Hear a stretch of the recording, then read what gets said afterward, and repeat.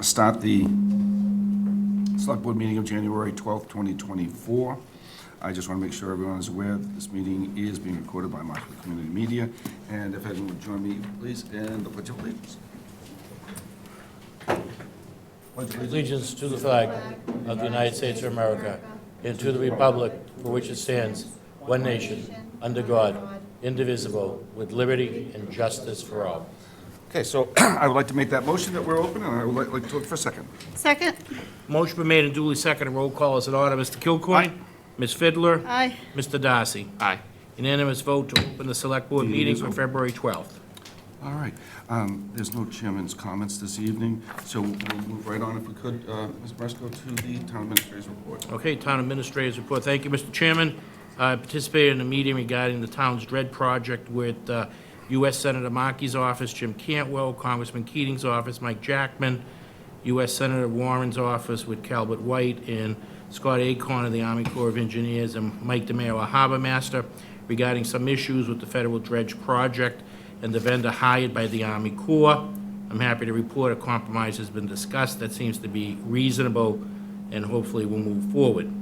Had a meeting with Ned Banks to identify some handicapped access issues on Red Gold Farm trails for bridges and elevated walkways. We'll continue to work on that. Participated in a briefing on emergency shelters by the administration to address the challenges facing many communities who are assisting the Commonwealth by providing shelter to new immigrant families.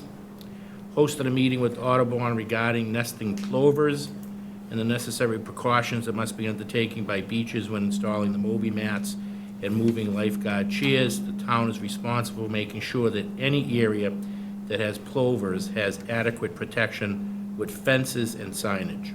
Participated in a Zoom meeting regarding a grant for Eversource regarding potentially 27 EV charging ports at about 13 sites around town with Fred Russell, our facility director, Matt Parent, our energy consultant.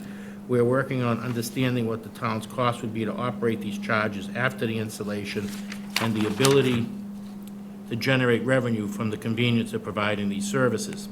Participated in the Select Board's executive session involving a personnel matter. Participated in the development of the FY25 budget video with MCM Robert Goitis. Hosted a meeting with Joe Coletti from Recycle Works regarding organic waste. This company will remove all organic waste, which is food waste, and it will be transported to their facility where they create methane gas as a source of power. This company can potentially save the town money off our trash collection. I will be setting up a meeting with Jeff Granatino and Tom Miller to review this information and for them to meet with Joe Coletti. Had a meeting with Bill Finn, our Conservation Commission consultant, to review our potential grant from the Commonwealth to help finance Veterans Park Dam and fish ladder removal. Participated in a meeting with Bob Galvin, Town Council, and Andrew Stewart, our Building Commissioner, regarding a piece of property on Route 139 with a number of building and zoning issues. Meeting with Planning, Zoning, Conservation, and the Building Department regarding E-code, what we can do to get the process of updating the regulations completed and updated in a much quicker fashion. Had a meeting with Eversource regarding the Brant Rock Reliability Project. Eversource needs to install this year another circuit to help Brant Rock residents, and they are looking at some parcels on Dyke Road as potential sites to install the new circuit. The land needs to be reviewed by conservation, zoning, building, etc. Then a license agreement will need to be drafted by town council, and then the easement will need to be drafted by town council and submitted in the warrant for the special town meeting to be approved. Had a meeting with Danielle Kerrigan, our HR director, and Craig Hannafin to discuss a personnel matter. Participated in a select board executive session. Participated in a meeting at Town Hall regarding the removal of the sidewalk in front of Town Hall heading to the post office. The DPW removed the deteriorating sidewalk and tree trunks, uplifting the sidewalk and fill it with stone dust until the spring, and then it will be repaved. That work actually happened over the weekend. Meeting with Fred Russell to review plans to demo and rebuild new men and women's bathroom and locker rooms at the fire headquarters. The bathrooms have deteriorated, but are on repair, and this area needs to be completely rebuilt. We hope to get this funded at the special town meeting in the spring. Had a meeting with Ralph Greenberg who is looking to open a marijuana facility in Marshfield if a license becomes available. I explained to him we have only 2 licensed facilities, and his company is called Impressed.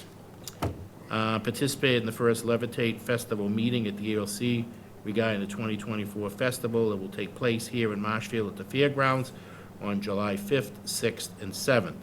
Hosted a meeting with the PV provider, NextGrid, with Fred Russell and Matt Parent regarding the installation of roof-mounted photovoltaics on the schools and upgrading that needs to be done. I was able to participate in the Revolutionary War Committee to advance their project to recognize those Marshfield residents who fought in the Revolutionary War. The project will be funded by CPC and will consist of an obelisk that will have the names of the Minutemen who fought in the war to create our Constitution and Declaration of Independence from the Crown. Had a meeting with Lynn Fidler to review some ongoing issues and projects. Hosted a meeting with Sean Patterson, Superintendent of the DPW, Dan Bowen, their Budget Director, Rod Procaccino, Lead Engineer, and Sean Strobel, our Treasurer, to review a number of ongoing DPW projects, including the ARPA-funded projects for both Surf Ave and Plymouth Ave. We also discussed sewer expansion, sewer pipe replacement, and other maintenance issues and funding for these projects and timelines. Finally, had a discussion with Andrew Stewart, our Building Commissioner, regarding a request from Jackinson's regarding their need for 5 dedicated parking spaces for the apartments that they want to build above their businesses. That is my report, Mr. Chairman. Thank you, Mr. Maresca. This evening, there aren't any executive sessions. If anyone's here or watching, there are no executive sessions this evening. Next, we'll move on. We're past 6:30. Yes, we are past 6:35. We were looking for an update from Harbor Master Mike DeMeo on mooring skiff regulations. Good evening, Harbor Master. Good evening, thank you. Thanks for having me. I'll be as quick as I can. So, no, you folks were given the prior 2010 mooring skiff regulations and the updated 2024 mooring skiff regulations. The Waterways Committee had a chance to look these over on Wednesday, January 17th. After some discussion and some edits, there was a vote of 6-0 in favor of the regulations and mooring inspectors. All the changes are in red. However, my mistake, there are a couple of typos. After some discussion, Mr. Lynch brought to my attention last week. I emailed him as well. I know he's in the room. On page 4, where it says chain size and shackle, typically you always go to the next chain shackle size from a chain. So in this case, where it's 33 to 39 foot vessels, the chain size is 3/4. I had 1 inch. It should reflect 7/8, and then under 40 to 46, 3/4 inch chain size is required, and that should also say 7/8 inch minimum. You can go to 1 inch, but it's a little bit overkill, so 7/8 is more than sufficient. And then 47 and up, it's a 1 inch chain, and then I had 1 1/4 shackle. 1 1/4 shackles aren't very prevalent, and it doesn't really impact like less than 1-2% of the boats in Marshfield. And if you see the size of a 1 inch shackle, it's pretty substantial. So if folks wanted to go with a 1 inch shackle versus 1 1/4, I think they're well on their way to being pretty safe. I think the boat's hardware and the deck and the cleats would break off before the chain or shackle would part. So, and that's also reflective on page 5, where it has 27 to 32 foot vessel, 5/8 chains. It should be 3 1/4 shackle.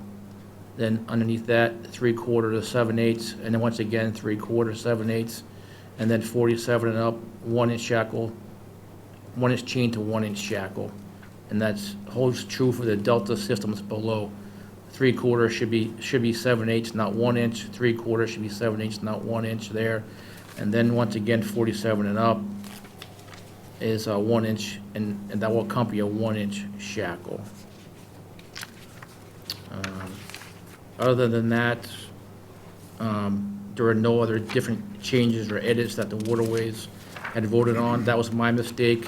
Mr. Lynch brought that to my attention. We corrected those. I emailed him on February 2nd at 1:52 p.m.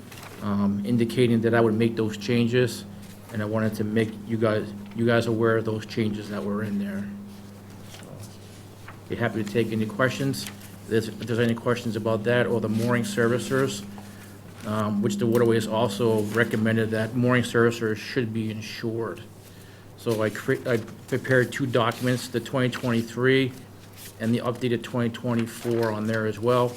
And if you look at the mooring servicer list in red, it says the town of Marshfield nor Harbor does not endorse any person or entity on the mooring servicers list, and that the boat owner should conduct any needed due diligence into their experience, background, ability, fitness, insurance, and business practices of those entities before engaging them. If a boat owner employs someone that lacks any of these experiences, then the boat owner is assuming the risk of loss or damages to the owner or others. Currently, the town of Marshfield, folks on moorings are not required to have insurance on their vessels. I know in the marinas they are, and I think that was one of the points that echoed from the Waterways Committee, that they felt mooring servicers should be licensed to have some skin in the game, professionalized, versus working on a boat and all of a sudden something happens and it smashes into a guy's boat that has insurance. Kind of creates a hazard, so. Be happy to answer any questions. So, thank you for coming in. Thanks. For insurance, then, the people that are actually certifying the moorings will have insurance? Yes. That was recommendation, that was the 6-0 vote from Waterways. So in that packet, there's one form that says insurance, yes or no, and the other one says, yeah, so that would, I guess, would be fall into your hands if that's what you would want it to require. Last year, we had 3 mooring servicers that were licensed on here, and then one came in last week for application as well, who hasn't returned yet, and he was a prior mooring servicer out of Situate, which is Waterline Mooring Service, so I think he's looking to get back into it again. As far as the insurance requirements, they're the same as other surrounding communities that have it. A lot of the mooring servicers work in Situate, Cohasset, Norwell, Duxbury, Plymouth. It's the standard practice. And that's kind of been in place since November 2nd, 2009, which was the last time the mooring regulations and skiffs were updated. It just didn't clearly define that what insurance is needed, and it wasn't really listed there. So now we kind of cleaned it up in 2024. There's no changes to fees, nothing like that. You'll see a fee change on the boat ramps and the launching fee, but that was done a couple years prior with the State Public Access Board, and I have that letter as well. So there's no changes to fees. Actually, these regulations actually lessen what was there before. We built in some tolerance based on Mr. Lynch's recommendation. So if cutting a change and things like that, everything costs money. There's waste in wood and everything else that you build, but you basically have a tolerance in there of one link per half inch, then like 5/8 is 4.5. A 1-inch shackle, you have a 6-inch tolerance. So if the mooring requirement says 24 feet of chain, then technically if you got 23 foot 6 inches of a chain, you're good. So some tolerance. Steve wasn't good at points up. I didn't really approve everything that he asked for, but he did bring some good things to the table. I looked at it, and those were reflected in these regulations. Thank you. Just another quick question. So, I know this is the first time they changed since '09, so like 15 years. I did notice there's not a lot of significant changes, and it seems like a lot of work up front. by yourself. Actually, a lot of towns kind of mimic ours, And to be honest with you. Mr. Lynch as well, so I thank you all. Is there any, I didn't see anything in here for non-compliance or penalties? Yeah, so that's one thing I didn't hash out with the Waterways. So we do have, under Article 32 of the town bylaws, violations are, because the town bylaws, they start at 150, 250, and 300. So these are more regulations, so I think maybe the board, if you would wish, maybe just to adopt the same fee structure as the town bylaw. Because the problem is, if we make all these mooring and skiff regulations town bylaws, it will, kind of take over town meeting for probably 2 hours. And these would probably change more frequently, because these are just more housekeeping things, not really bylaws. But we should probably have an enforcement piece to the regulations as well, because the bylaws have it, but the regulations don't really have it. Not that we're out there actively writing tickets. I mean, most prudent mariners are gonna take care of their vessels anyway, especially the commercial guys. And a lot of the guys go above and beyond the requirements anyway. So it's not like it's a rampant thing where people aren't doing the right thing. So, I think to date, since '09, we had one boat break loose in the storm, and we had actually captured it on video, and that was due to, a front post failed, not the chain, not the pennant, nothing. So our requirements are pretty good, and these were all built in after the last time we dredged in 2009, 2010. And since then, really, we really haven't had any problems. It was also recommended that I increase the mooring chain, with the mooring grid, and, I think the chain sizes are perfect. It's worked for the past 13 years, and there's no reason to add chain. So, I mean, the mooring blocks do sink in. Some sink in a couple feet, some sink in 6 inches. So you do have some tolerance there with chain sizes, but, you know, you'll see the storm tomorrow, and you'll know what I'm talking about with the scope of chain and things like that with pennants. So, there's a big difference of being moored and anchored, so. Thank you. This has gone before Waterways, right? Yes. Okay. January 17th. I just wanted to confirm that. I was aware it did, but I just want to make sure that everyone understood that. My colleagues? This took a while to get all of this together with the help of lots of folks. So I just want to appreciate Yep. everybody that put their heads together to get this Yep. working document. Yep. So the disclaimer is on page 9, and, Yeah, that was Attorney Galvin helped out with that stuff, too. yeah. Yeah. So that's new to this document? Anything in red is new. Okay. And then the new change what I just talked about. That you with just the talked jackal about. size, yeah. That was my mistake. Okay. I'm not infallible. And the other thing that was in red that had my attention was that the town of Marshfield nor the harbor master does not endorse any person or entity Yeah. on the mooring services list, Right. which is common practice. Yeah, And it's nice for you to have that as a Yeah.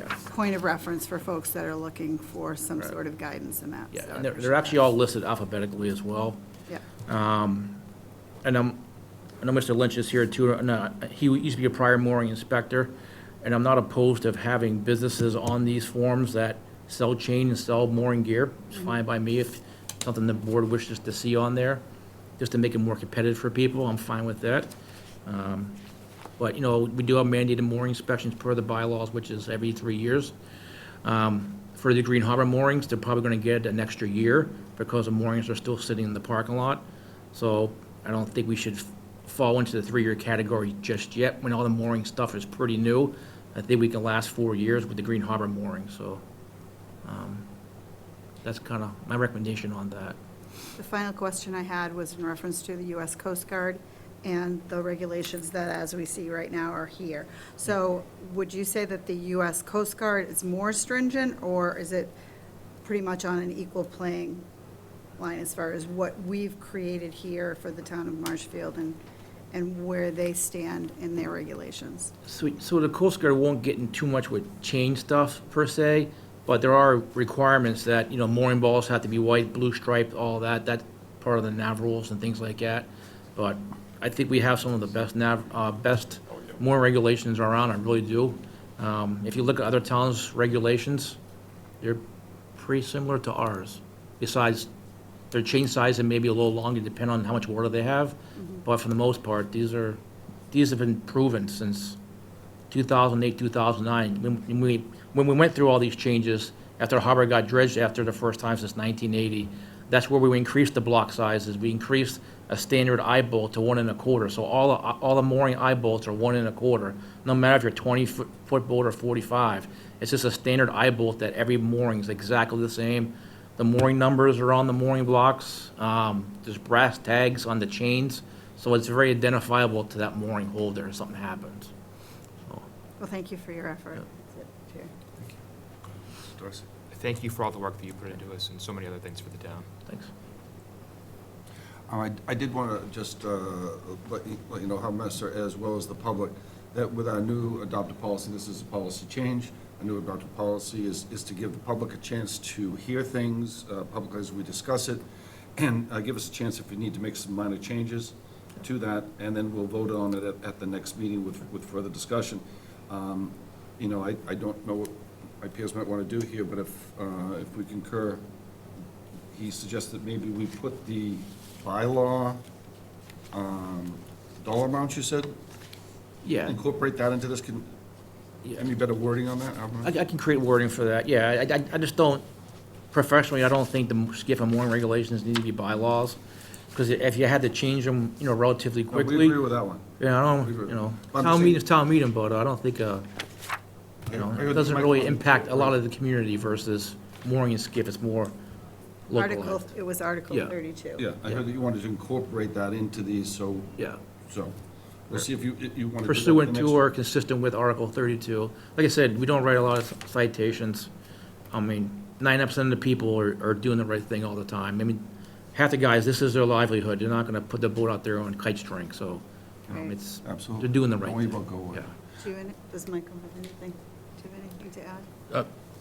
Sure. The only thing I would suggest is, since this is here, let's do this, and then that will give the harbor master some time to come back with some language in reference to Article 32 and what the fines and penalties should be, and then that would come before the board. Same thing with any red line changes, and then that would give a week, and then you can do that document. If you want to stage them, it doesn't, without objection, that's fine by me. You're right? You can stage them if you want. Yeah, that's fine. This is not a public hearing, this is a public meeting, although I do know that we have Mr. Lynch here. I don't know if Mr. Lynch would like to say something here. I know he did help in the development of this process as well, so welcome this evening, sir.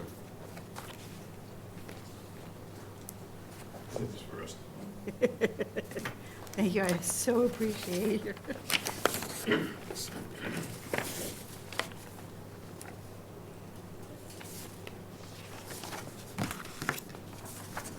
So the only thing I have to say about the bylaws being presented to you or the new rules to be ratified by you is that Mike and I have come to a pretty much agreement on tackle, you know. But on the insurance, the reason I handed this to you, by the way, Steve Lynch, 50 Central Street. If you notice on the first page there, I've been doing moorings for 50 years. And since we've had certified mooring inspectors, I've been one. I am not right now. And the reason I am not, as you can see on the list, when I was on that list, that I was the only one in Marshfield that was a certified mooring inspector. And on the current list, there is no one from Marshfield. And that, the reason being that I'm not an inspector anymore is because I can't afford the insurance. When I was doing it full-time, I did about 90% of all the moorings in Brent Rock. I can't physically do that anymore. I'm 67 years old. I want to continue as a mooring inspector, but part-time. I can't afford the insurance. And I think you need to be clear on this insurance that it's not product liability. If a chain breaks a year later or 2 years later, the insurance that these companies have does not cover that. It's strictly for while you're out there working on the boat, on the mooring, if your boat gets out of control and you hit somebody else or someone gets hurt on your boat. I want to continue to be a mooring inspector, but I want to do it part-time. I can't continue to do 90% of the Brant Rock moorings. I can't do it physically. And so I can't afford the insurance. I talked to Bob Galvin about this. He doesn't understand, but this is what he told me. He thought that there was no reason that the town of Marshfield should require me to have insurance that has Marshfield as the beneficiary of the insurance. It doesn't make any sense. You have your own insurance. And to make me pay for it is just not fair, because I can't do it and be a part-time mooring inspector. And then, if I'm not a mooring inspector, we don't have any from Marshfield. But other than that, the rest of the stuff that Mike brought forward, I'm fine with. Thank you very much, Mr. Lynch, for your comments. Thanks. Okay, so thank you for coming in. Okay. We'll schedule that, Mike, for the next meeting. Correct, on the A 26th finalized of discussion February. vote. Yep. Thank you for your time. Thank you. Thank you. as well as your considerations as well. 6:40, I think we have an Eagle Scout here in house. Jason?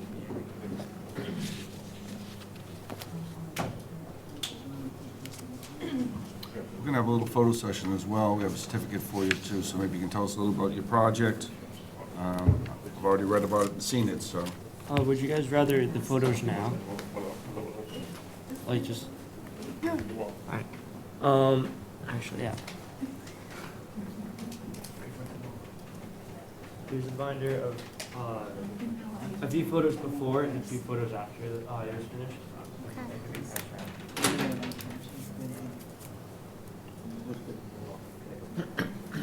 So, Eagle Scout, Jason Armstrong, will you be kind enough to state your name and your address? Hello everyone, my name is Jason Armstrong. I go by JD and I'm here to explain my Eagle project to you. For my Eagle project, I had taken the restoration of the Magoon Cemetery, located at 80 Union Street. Over the past 2 months, I've collected a crew of volunteers that will help me attack this project.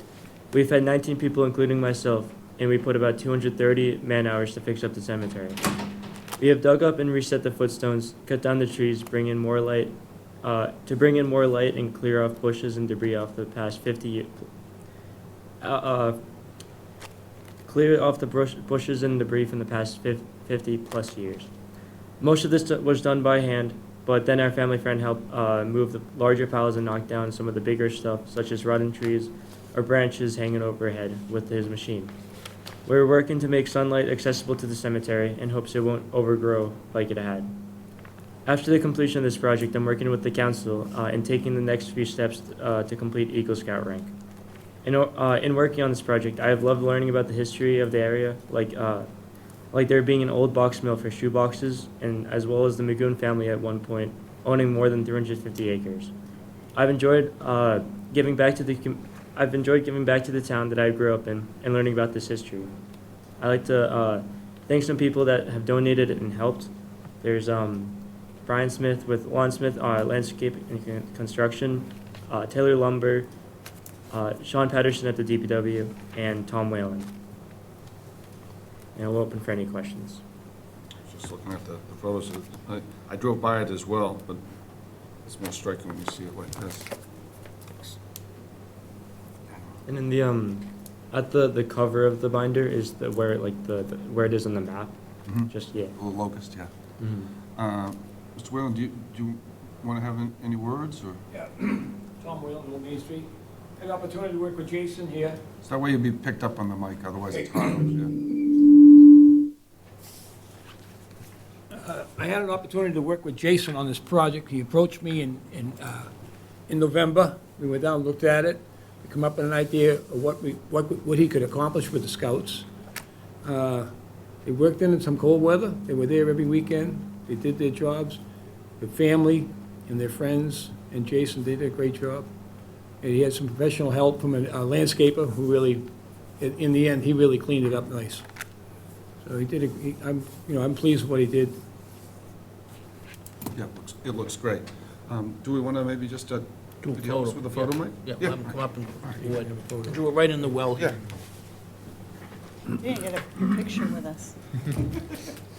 Hey, hey, they're gonna take a picture with you. Get up. So, Oh, I'm fine. all right. So, this is from Commonwealth of Mass, Town of Marshfield, presented by the Select Board to Jason Armstrong, in recognition of hard work and dedication of Boone Family Cemetery Eagle Scout Restoration Project, through which he greatly impacted the Marshfield community. Let's witness it by here on Monday, the 12th day of February, in 2024, the Select Board. So, congratulations. Thank you so much. There you go. Okay. We'll do a photo on the count of 3. 1, 2, 3. One more. Excellent. There you go. Great work. Very good. 101. Yeah, thank you.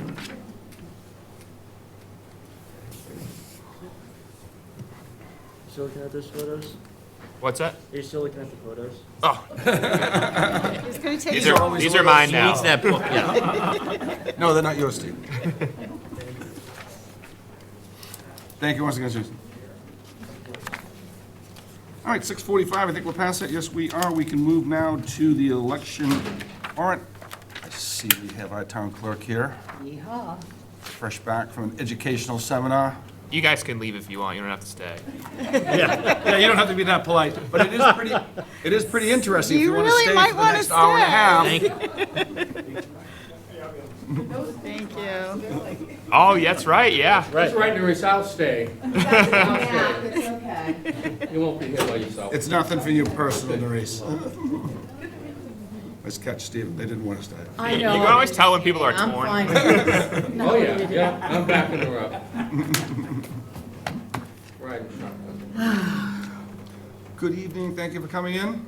Oh, thank you for having me. Be kind enough to state your name and address, that would be great. Nerisse Casper, 23 Saginaw Avenue. So, what I'm We're having here a lot- for. excuse me, we're having a ton of feedback. Can you adjust that at all? Thanks. Okay. Thank you, Nerisse. Fix me, fix me, fix me. I think it might help if you turn the mic more towards you, because I'm Oh. hard time hearing you, so that's why Okay, I'm trying to turn it down. okay, all right, we'll solve So that. basically, it's all It you. was my fault. We'll see about that. Because you had that turned around, it was picking up the reverb. I know it was. So basically, I'm here because the Secretary's office has released the warrant for the current presidential primary, which of course is the wonderful election that's coming up that everybody received their cards for and nobody knows how to fill out the card. Yay. We've been mailing them out diligently. We just started, actually, we got our ballots while we were away at our clerks conference, learning everything we needed to know about clerking and were afraid to ask. They made some wonderful changes that we can hardly wait to implement, and they couldn't wait to implement. They implemented them while we were at the conference. Yes. So, we have set the date for the presidential primary early voting in person. It's going to be at the town hall. We are limited in hours. That is by statute. We are going to have a Saturday because we are over 20,000 voters. So we will be doing Saturday, February 24th. That's the first day that we can offer early voting. We're not going to do a Sunday. We're going to take a day of rest. And we're going to offer 2 evenings. We're open Mondays until 7 anyway. And we're going to offer a Thursday evening until 7. That way we're, usually people who have evening schedules do Monday, Wednesday, Friday, Tuesday, Thursday schedules. So that way it gives people who are working evenings, Monday, Wednesday, Friday a night, and Tuesday, Thursday a night to actually come in and vote if they would like to. And then we finish on Friday, March 1st, which is the last day that we can offer early voting. So with the town election, we're pretty much doing the same thing. We also are limited on the hours that we can offer it. We have, we're going to start on the 15th of April. The town election is weird. Our newest, the newest rules are that our last date of register to vote for an election is 10 days before the election. But for a local election, ours is actually ruled by the town meeting. Our town meeting is the date that we actually use as the last day to register to vote. And our town meeting, it would be 10 days before our town meeting. So that's what's governing how our voting before our town election is working. So we're actually going to offer our Saturday hours on April 20th, and that will be the last day that we will have early voting. So that will actually be before our town meeting starts, and the week of town meeting, we won't be running around like crazy people in case we run over time. And then the state primary, those hours are fixed. Those are pretty much the hours that they allow us to have. And when I spoke to the town administrator, I had wanted to do the state election, which is also the presidential election. But our state loves to change things and throw things in at the very last minute, and in the event that we actually are able to offer more toward the presidential election, I thought that we should perhaps leave those until another date to actually approve them, so that if we can offer extended hours for those, the more people that we can get to vote in advance of an election, the better off we are. It's less hectic, less chance for confrontation, less chance for people being in long lines at the high school. And, you know, I much prefer having the flexibility for people. I mean, if we went into, it's November, it shouldn't be bad weather, but one never knows anymore. So I'd just like to have a lot of options out there for people. So that's where we stand with this. Thank you. Vice Chair? No, thank you for getting this all. I'm sure there'll be a few things here and there as you, but We're a little crazed. it's all right. It'll happen. Just ask. Speak to Michael as much as you can if you get into problems. Ms. Darcy? Yeah, I think more early voting is always a good thing. Mhm. Hopefully our numbers get a nice bump and more people participate. I think the flexibility is definitely a good thing, and the more early voting, the better. The only thing I'm really concerned about this time is we seem to be getting an awful lot of requests for libertarian voters. And I'm afraid with the amount of people that we have registered to vote as unenrolled, that people are assuming that if they're unenrolled because it's not independent, that they assume that the libertarian ballot is an independent ballot, and of course it's not. And when they get their ballot, they're going to be a little disappointed. So, and the only reason that I think that that's an issue is because it was raised at the clerks' conference, and several of the clerks had said that they had reached out to several of their voters, and it said that the libertarian, that people had asked for libertarian ballots and then had admitted that they weren't clear on what they were actually asking for. Our ballots are up on our website, but that doesn't mean that people are actually looking at them. You can also access our ballots through the Secretary of State's site. All of this information is available. Michael had spoken to IT, and we're going to be able to put a button right on the front of our webpage for just elections, so people can see it first thing. So it'll be, you know, we're going to do everything we possibly can to make this available to people, and hopefully they'll use it. Great. Rest assured, one of us will get blamed, so. Yeah, oh, yeah, yes. We'll avoid Facebook. Well, just to let you know that we are taking turns. Monday, it's you, Tuesday. Great. And in all seriousness, I do appreciate the work. Oh, I was into this, serious. And your team. And your team. She never got to me, by the way. She stopped here. Just so you know. I think it's a great idea to put, to post everything up on the website, the ballots, so they can see it. If you're independent, you have to register something else to register in a different primary, correct? Right. And also, I like the whole idea of the button. The early hours are good. I concur with Mr. Darcy that the more flexibility we can give to voting, the better. I have no further comments, and I'd like to make a motion unless. I early vote because I try to avoid the polls in the league. Yeah, do you? I personally like going, but. Well, thank you very much. Appreciate that. So I'd like to make a motion, the board makes a motion to approve the election warrant as recommended by our town clerk. Looking for a second? Second. Motion been made and duly seconded. Roll call is in order. Mr. Kilcoyne? Aye. Ms. Fidler? Aye. Mr. Darcy? Aye. Unanimous vote to approve the election warrant as recommended by the town clerk. Thank you. Okay, I just want to bring up one last thing now that we've approved the presidential primary. The local election, we have quite a few openings. I do not have anybody running for Board of Health right now. We don't have anybody that's applied for the planning board as yet.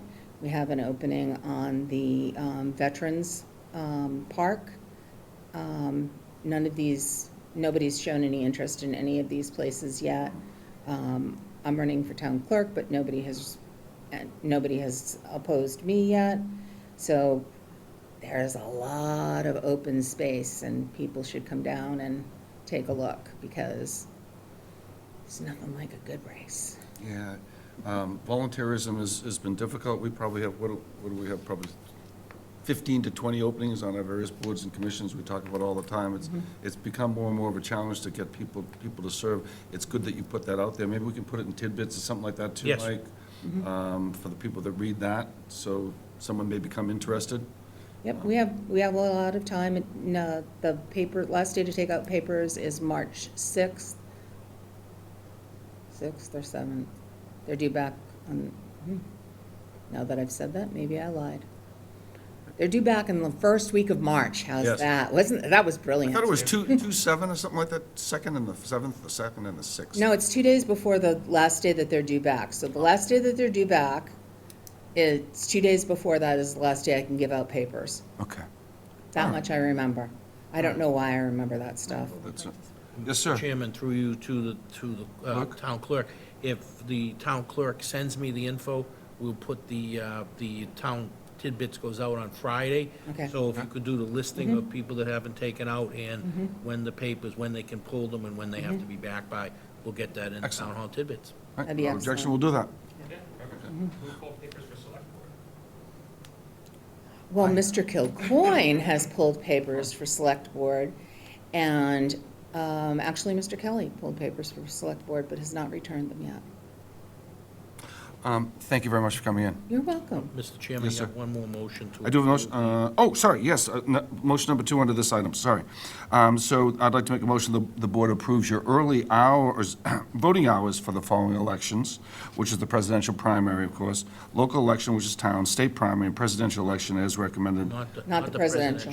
She removed And that, yep. remove that, all right, we'll say that presidential primary, presidential election, state primary, as recommended by our town clerk and the Register of Voters.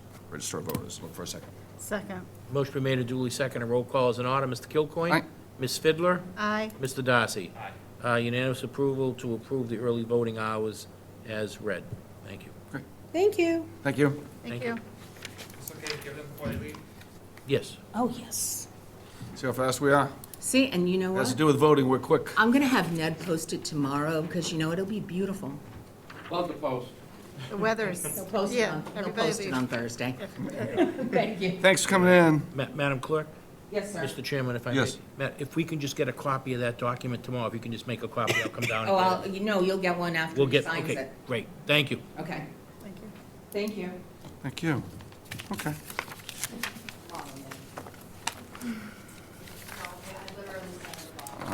Next, we go to our action items, which the first one is discussion and vote on the request for the permission to accept 2 donations for the Marshfield Animal Control.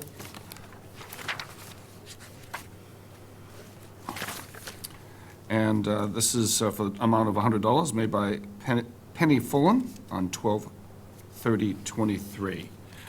It's going to be used for animal house at the Marshfield Animal Shelter and cared for by the animal officers. Any comments or questions? Nope. No, if not, then I'd like to make a motion that the board moves to approve on behalf of the Marshfield Animal Control 2 donations, one from Penny Full for the amount of $100. Oh, sorry, and I had one from Nora Donahue as well. Sorry, Nora. The amount of $50. The funds will be used for the care of the animals housed at the Marshfield Animal Shelter and care for the Marshfield Animal Control Officer. For a second. Second. Motion been made and duly seconded. Roll call is in order. Mr. Kilcoyne? Aye. Ms. Fidler? Aye. Mr. Darcy? Aye. Unanimous vote to approve the 2 donations to the Marshfield Animal Control, one in the amount of $100 and one in the amount of $50. Thank you, Ms. Fullen and Ms. Donahue. The second is a discussion and vote on the request for the permission to accept 1 donation, so I won't be tricked this time, for the Council of Aging. This is from Michael Gardner. It is amount for $200. Any discussions, thoughts? Hearing none. Then I'd like to make a motion the board moves to approve on behalf of the Marshfield Center on Aging a donation for their gift account for the amount of $200 from Michael Gardner. Look for a second. Second. Motion been made and duly seconded. Roll call is in order. Mr. Kilcoyne? Ms. Fidler? Aye. Mr. Darcy? Aye. Unanimous vote to accept on behalf of the Council on Aging, $200 donation from Michael Gardner. All right, the next is a discussion vote to designate Human Resource Director to facilitate the open meeting law process with appointed board and committee members. So this is just kind of a house cleaning thing, like the ethics, Everyone that comes on board needs to sign that they have read the open meeting law, and there's just a little sign-off page for this. For us here this evening, this is going to be for anyone that we appoint or works for the town administrator, so it's all ours. The clerk will handle any elected offices because they don't report to us. Any discussions, thoughts? Without hearing any, then I'd like to make a motion. The board moves to designate Danielle Kerrigan as the Town Human Resource Director to facilitate the open meeting law process for non-elected department heads and appointed committee chairs and membership. The open meeting law information, which is an acknowledgement sheet, will be shared with our town clerk once all that information is compiled and reported to the Commonwealth. As you can see, the clerk is going through a lot right now with the elections and various things, so this will be an additional workload. Our HR has graciously offered to be able to help collect the information, then pass it on for her to reconcile and keep it, and I believe, Michael, that she forwards that on to the Commonwealth, correct? She gives it to the clerk, and then the clerk forwards it. Yeah. Next, discussion vote on the request for, Excuse- oh, did we, Doing the motion, you yeah. didn't do the motion on No, that? we All right, didn't do my it. mistake. Need a second. Oh, second, I did read it. I'll second that. Motion made and duly seconded. Roll call is in order. Mr. Kilcoyne. Aye. Ms. Fidler. Aye. Mr. Darcy. Aye. Unanimous vote to designate Danielle Kerrigan, the HR Resource Director, to facilitate the open meeting law process for non-elected department heads and appointed committee chairs and membership. Okay, we'll move on to the next discussion vote for request for permission to accept 2 donations for the Veterans Memorial Library. This is number 4. Goodwill Hunters has donated $5,000 deposit in the library's gift account for the summer reading prizes. And we also have a $200 donation from Nancy Dobile, in memory of Carol Satori. Any discussions? Hearing none, I'd like to make a motion the board moves to approve on behalf of the Veterans Memorial Library 2 donations, one in the amount of $5,000 from Goodwill Hunters to be deposited in the library gift account for summer reading prizes and awards, and one for the amount of $200 from Nancy Dobile in memory of Carol Santori to be used for the purchase of fiction books from Miss Santori's favorite authors. Look for a second. Second. Motion made and duly seconded. Roll call is in order. Mr. Kilcoyne. Aye. Ms. Fidler. Aye. Mr. Darcy. Aye. Unanimous vote to approve on behalf of the Veterans Library 2 donations as read. We have someone, we were just talking about people volunteering. We have a volunteer here. So this is a discussion and vote to appoint Ken Pike as a delegate from the Marshfield Council on Aging to the Old Colony Elder Services Board of Directors. Seeing any no comments or objections, then I'd like to make a motion the board moves to appoint Ken Pike from the Council of Aging staff member to the Town of Marshfield's delegate to the Old Colony Elder Services Board of Directors. Look for a second. Second.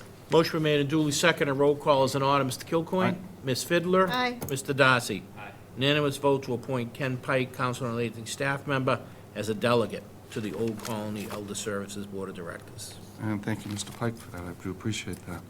Number 6 is a discussion and vote for the request for the permission for Troop 424 to utilize the town hall parking lot for a recycling drive on the following 2024 Saturday dates, which is March 23rd, April 6th, May 4th, June 1st, July 6th, August 3rd, September 7th, and October 5th.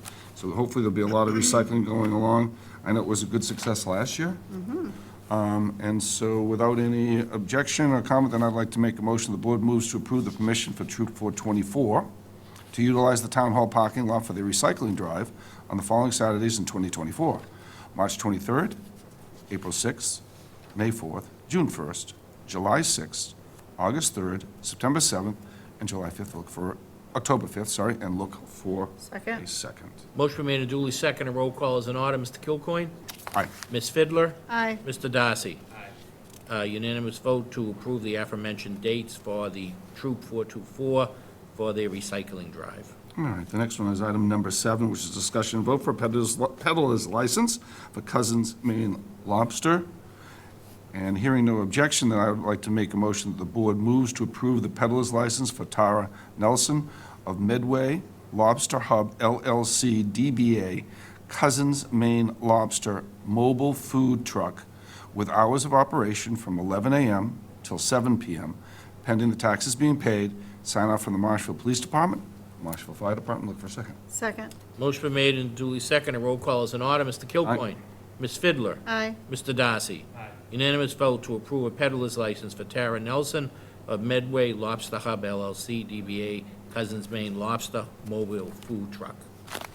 Fantastic. The next is, once again, another appointment. Thank you again for volunteering. This is a discussion and vote for Jack Aruka, is it, Michael? Aruka. Aruka, I was really close. Jack Aruka to the Community Preservation Committee. I've read his application, I've read his resume. I spoke to the chair, and he's very enthusiastic to have him come on board. It's gone through police, so then without any objection, then I would like to make a motion that the board moves to appoint Jack Aruka to the Community Preservation Committee pending sign-off from the Marshfield Police Department. Look for a second. Second. Motion made and duly seconded. Roll call is in order. Mr. Kilcoyne. Aye. Ms. Fidler. Aye. Mr. Darcy. Aye. Unanimous vote to appoint Jack Aruka to the Community Preservation Committee. All right, the next is ninth is a discussion vote on request for permission for the Boys and Girls Club of Marshfield to use the town parking lots, Grace Ryder House, South River School, South Ventnor Hall, and lot adjacent to the Central Fire Station to assist with parking for the 2024 Levitate Music Festival on July 5th, 6th, and 7th. Mr. Chairman, if I Yes, could sir. just interrupt, just for the record, I want to disclose that I am a board member of the Boys and Boys and Girls Girls Club. Even though I'm not voting, I do want to disclose that. Thank you very much. Any others? Hearing no discussion or objection, then I would like to make a motion. The board moves to approve the permission for the Boys and Girls Club of Marshfield to park cars at the following town parking lots: Grace Ryder Lots, South River School area, South Ventris Hall, also the adjacent to the fire station to assist with the parking for the 2024 Levitate Music Festival, which is on the 5th, 6th, and 7th of this year. And look for a second. Second. Motion been made and duly seconded. Roll call is in order. Mr. Kilcoyne. Aye. Ms. Fidler. Aye. Mr. Darcy. Aye. Unanimous vote to approve the Boys and Girls Club to park cars for the Levitate Festival on July 5th, 6th, and 7th on the aforementioned lots. Number 10, I'd like to make a motion. The board moves to approve the minute meetings from the January 29, 24 meeting. Look for a second without objection. Second. Motion been made and duly seconded. Roll call is in order. Mr. Kilcoyne. Aye. Ms. Fidler. Aye. Mr. Darcy. Aye. Unanimous vote to approve the meeting minutes for the January 29, 2024 meeting. Seeing no other business before the select board, I'd like to make a motion that we adjourn the select board meeting for February 12th, 2024. Look for a second. Second. Motion made and duly seconded. Roll call is in order. Mr. Kilcoyne. Aye. Ms. Fidler. Aye. Mr. Darcy. Aye. Unanimous vote to adjourn the February 12th meeting. Meeting's closed. Thank you. Thank you.